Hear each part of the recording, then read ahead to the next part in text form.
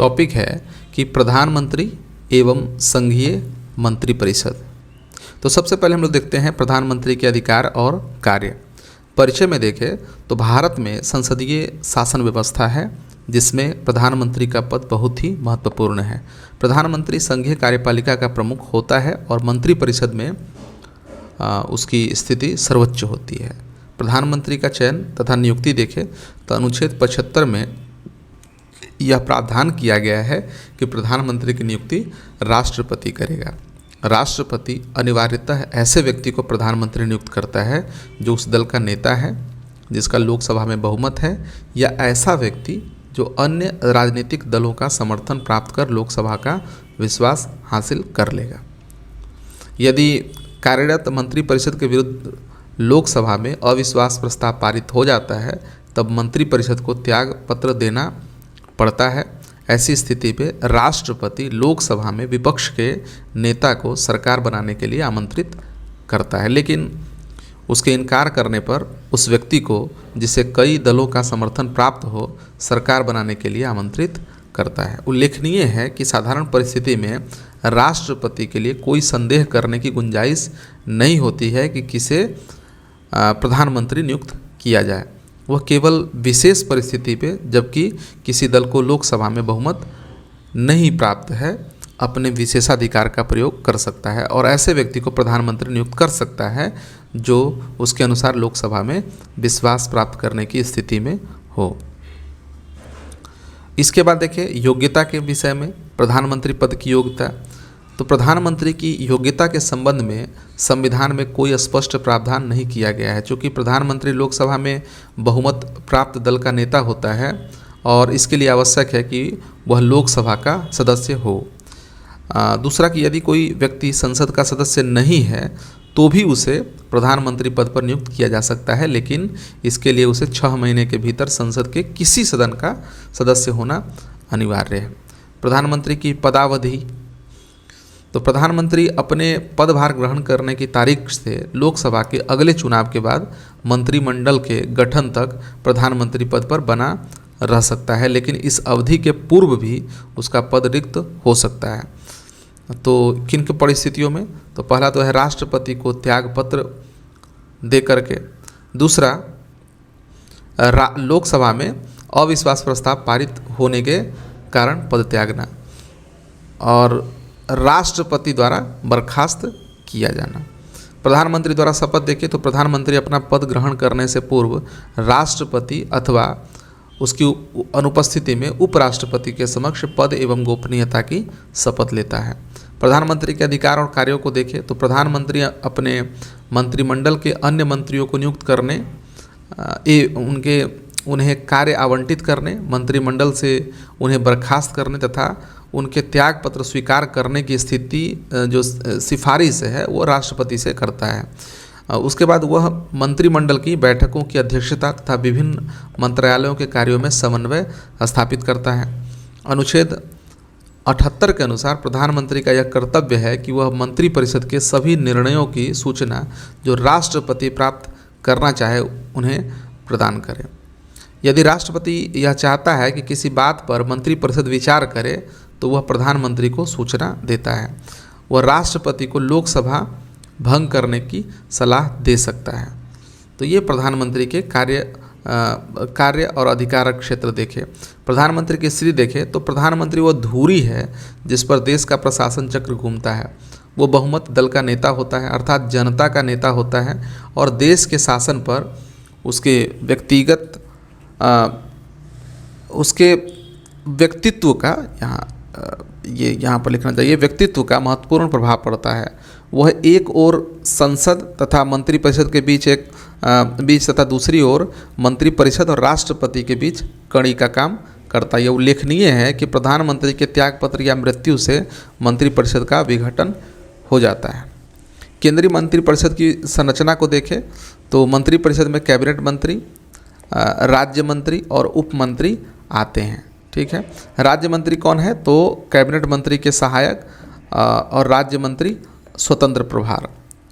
भारत के संविधान में सरकार की संसदीय व्यवस्था ब्रिटिश मॉडल पर आधारित है। हमारी राजनीतिक और प्रशासनिक व्यवस्था की मुख्य कार्यकारी अधिकारी मंत्रिपरिषद होती है, जिसका नेतृत्व प्रधानमंत्री करता है।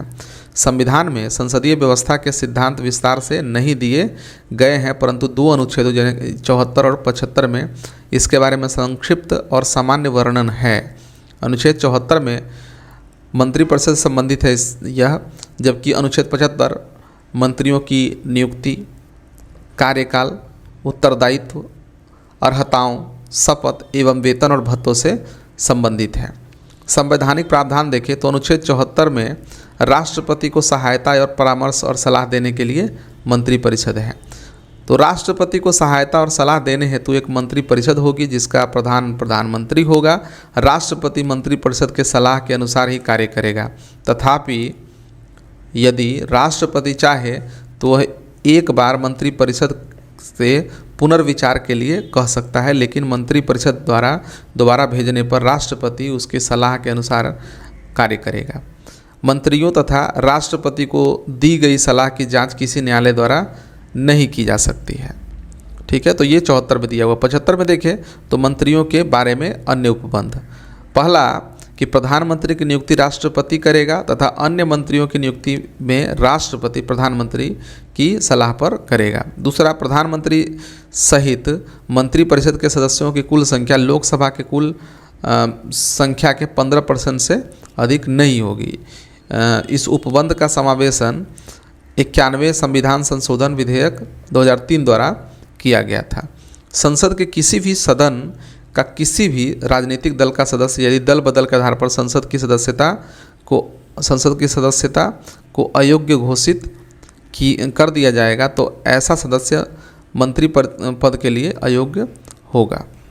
चौथा कि मंत्री राष्ट्रपति के प्रसाद पर्यंत पद धारण करेंगे। पांचवा, मंत्रिपरिषद लोकसभा के प्रति सामूहिक रूप से उत्तरदायी होंगे। छठा, राष्ट्रपति मंत्रियों को पद एवं गोपनीयता की शपथ दिलाएगा। सातवां, कोई मंत्री जो निरंतर 6 माह की किसी अवधि तक संसद के किसी सदन का सदस्य नहीं है, उस अवधि की समाप्ति पर मंत्री नहीं रहेगा। आठवां, मंत्रियों के वेतन एवं भत्ते संसद द्वारा निर्धारित किए जाएंगे।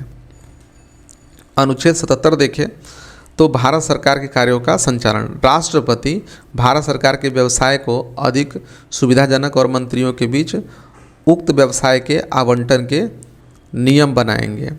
अनुच्छेद 78 देखें तो प्रधानमंत्री का कर्तव्य।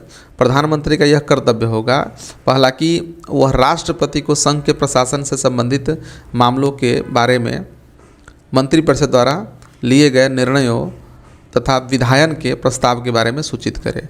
दूसरा कि संघ के प्रशासन आदि संबंधित मामलों तथा प्रस्तावित विधायकों के बारे में राष्ट्रपति द्वारा मांगी गई सूचनाएं प्रेषित करे। तीसरा, यदि राष्ट्रपति चाहे तो किसी ऐसे मामले पर जिसमें कि किसी मंत्री द्वारा निर्णय लिया जा चुका है लेकिन जिस पर मंत्रिपरिषद ने विचार नहीं किया है, उसे मंत्रिपरिषद के विचारार्थ भेज दें। अनुच्छेद 88 सदन में मंत्रियों के अधिकार। तो प्रत्येक मंत्री को किसी भी सदन में बोलने तथा कार्यवाही में भाग लेने का अधिकार होगा। उसे दोनों सदनों की संयुक्त बैठक तथा संसदीय समिति जिसका उसे सदस्य बनाया गया हो की बैठक में भाग लेने का अधिकार होगा, लेकिन उसे मत देने का अधिकार नहीं होगा। मंत्रियों द्वारा दी गई सलाह की प्रकृति देखें तो अनुच्छेद 74 में प्रधानमंत्री के नेतृत्व वाली मंत्रिपरिषद का उपबंध है। यह राष्ट्रपति को उसके कार्य करने हेतु सलाह देती है। 42वें और 44वें संविधान संशोधन अधिनियम द्वारा उसके परामर्श को राष्ट्रपति के लिए बाध्यकारी बना दिया गया है। मंत्रियों द्वारा राष्ट्रपति को दी गई सलाह की जांच किसी न्यायालय द्वारा नहीं की जा सकती है। यह उपबंध राष्ट्रपति एवं मंत्रियों के बीच एक अंतरंग एवं गोपनीय संबंध पर बल देता है। UNR राव केस 1971 में उच्चतम न्यायालय ने कहा कि लोकसभा के विघटन होने के पश्चात भी मंत्रिपरिषद विघटित नहीं होगी।